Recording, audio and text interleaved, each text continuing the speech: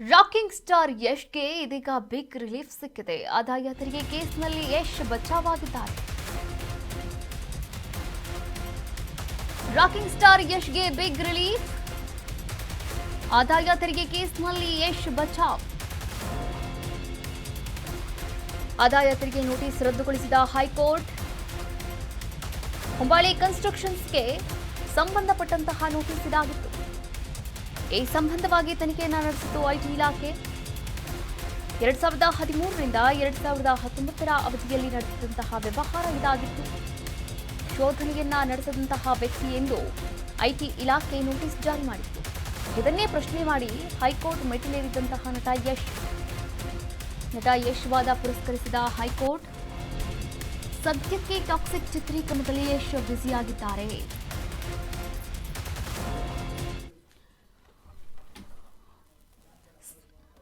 S, ಈ ಕುರಿತಂತೆ ಇನ್ನಷ್ಟು ಮಾಹಿತಿಯನ್ನು ನೀಡ್ತಾ ಹೋಗ್ತಾರೆ ನಮ್ಮ ಪ್ರತಿನಿಧಿ film bureau head Karthik Mavali. Yes Karthik, ಕೇಳಿಸ್ತಾ ಇದೆಯಾ ನನ್ನ ಧ್ವನಿ? Karthik, yes, rocking star Yash ಅವರಿಗೆ ಇದೀಗ ಹೈಕೋರ್ಟ್ ಬಿಗ್ ರಿಲೀಫ್ ಅನ್ನ ಕೂಡ ನೀಡಿರುವಂತದ್ದು ಆದಾಯ ತೆರಿಗೆಯ ಕೇಸ್ನಲ್ಲಿ. ಎಸ್, ಏನೆಲ್ಲ ಅಪ್ಡೇಟ್ಸ್ ಇದೆ ಈ ಕುರಿತಂತೆ? ಯಶ್ ಅವರ ಪಾಲಿಗೆ ಇದೊಂದು ಬಿಗ್ ರಿಲೀಫ್ ಅಂತ ಹೇಳ್ಬೋದು. ಹೈಕೋರ್ಟ್ ಯಶ್ ಅವರು ಈ ಹಿಂದೆ ಕೊಟ್ಟಿರುವಂತಹ ವಾದಗಳನ್ನ ಪುರಸ್ಕರಿಸಿದೆ. ಏನಕ್ಕಂದ್ರೆ 2013ರಿಂದ 2019 ಹೊಂಬಾಳೆ ಫಿಲಮ್ಸ್ ಜೊತೆ ಯಶ್ ಅವರು ಯಾವೆಲ್ಲ ವ್ಯವಹಾರಗಳನ್ನ ಇಟ್ಕೊಂಡಿದ್ರು, ಮತ್ತೆ ವಿಶೇಷವಾಗಿ ಕನ್ಸ್ಟ್ರಕ್ಷನ್ ಬಿಸ್ನೆಸ್ ವಿಚಾರವಾಗಿ ಒಂದಷ್ಟು ಪ್ರಶ್ನೆಗಳನ್ನ ಐಟಿ ಇಲಾಖೆ ಯಶ್ ಅವರ ಮುಂದೆ ಇಟ್ಟಿತ್ತು. ಮತ್ತೆ 2019ರಲ್ಲಿ ಕೂಡ ಸ್ಯಾಂಡಲ್ವುಡ್ ನಟರ ಮೇಲೆ ಐಟಿ ಇಲಾಖೆ ಏನು ದಾಳಿ ಮಾಡಿತ್ತು, ಆ ದಾಳಿಯಲ್ಲೇ ಯಶ್ ಅವರ ಮನೆ ಮತ್ತೆ ಕಚೇರಿಯ ಮೇಲೂ ಕೂಡ ದಾಳಿ ನಡೆದಿತ್ತು. ಆ ವೇಳೆಯಲ್ಲಿ ಕೆಜಿಎಫ್ ಚಿತ್ರ ಆದ್ಮೇಲೆ ಹೊಂಬಾಳೆ ಫಿಲ್ಮ್ಸ್ ಮತ್ತೆ ಯಶ್ ಅವರ ಮಧ್ಯೆ ನಡೆದಿರುವಂತಹ ವ್ಯವಹಾರಗಳ ಮೇಲೆ ಐಟಿ ಇಲಾಖೆಯ ಕಣ್ಣು ಬಿದ್ದಿತ್ತು. ಸುಮಾರು 109 ಕೋಟಿ ವ್ಯವಹಾರವನ್ನ ಯಶ್ ಅವರು ಮುಚ್ಚಿಟ್ಟಿದ್ದಾರೆ ಅನ್ನುವಂತಹ ಒಂದು ಅನುಮಾನದ ಮೇಲೆ ಐಟಿ ಇಲಾಖೆಯ ಅಧಿಕಾರಿಗಳು ಅಟ್ಯಾಕ್ ಮಾಡಿದ್ರು. ಆದ್ರೆ ಅದಾದ ಮೇಲೆ ಯಶ್ ಅವರ ಮನೆಯಲ್ಲಿ ಕೆಲವೊಂದಿಷ್ಟು ಡಾಕ್ಯುಮೆಂಟ್ಸ್ ಗಳಿರ್ಬೋದು, ಮತ್ತೆ ಸಿನಿಮಾ ಕಮಿಟ್ಮೆಂಟ್ ವಿಚಾರಕ್ಕೆ ಸಂಬಂಧಪಟ್ಟಂತ ದಾಖಲೆಗಳನ್ನ ಪರಿಶೀಲಿಸಿ ಆದ ಮೇಲೆ ಒಂದು ತಾತ್ಕಾಲಿಕವಾಗಿ ಯಶ್ ಅವರಿಗೆ ರಿಲೀಫ್ ಅನ್ನ ಐಟಿ ಇಲಾಖೆ ಕೊಟ್ಟಿತ್ತು. ಅದಾದ ಮೇಲೂ ಕೂಡ ಐಟಿ ಇಲಾಖೆ ಇನ್ನೂ ಕೂಡ ಶೋಧನೆ ನಡೆಸದ ವ್ಯಕ್ತಿ ಅನ್ನುವಂತ ಒಂದು ಸೆಕ್ಟರ್ ನಲ್ಲೇ ಯಶ್ ಅವರ ಹೆಸರನ್ನ ನಮೂದಿಸಿತ್ತು.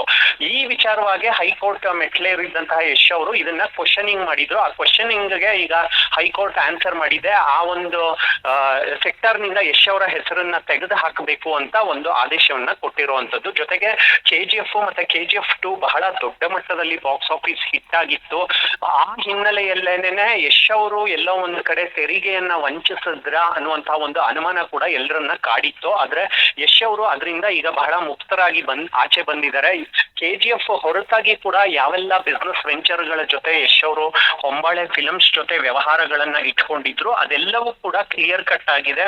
ಮತ್ತೆ ಯಾವ ಯಾವ ವ್ಯವಹಾರಗಳಿಗೆ ಸಲ್ಲಿಸಬೇಕಾಗಿದ್ದಂತಹ ಟ್ಯಾಕ್ಸ್ ಗಳನ್ನ ಕೂಡ ಯಶ್ ಅವರು ಪಾವತಿ ಮಾಡಿದರೆ. ಅದರಲ್ಲಿ ಯಾವುದೇ ರೀತಿಯಾದಂತಹ ಗೊಂದಲಗಳು ಇಲ್ಲ ಅನ್ನುವಂತಹ ಒಂದು ಯಶ್ ಅವರ ವಾದವನ್ನ ಈಗ ಸದ್ಯಕ್ಕೆ ಹೈಕೋರ್ಟ್ ಪುರಸ್ಕರಿಸಿರುವಂತದ್ದು. Kavya, yes, thank you Karthik, ತಮ್ಮೆಲ್ಲ ಡೀಟೇಲ್ಸ್ಗಾಗಿ ಧನ್ಯವಾದಗಳು.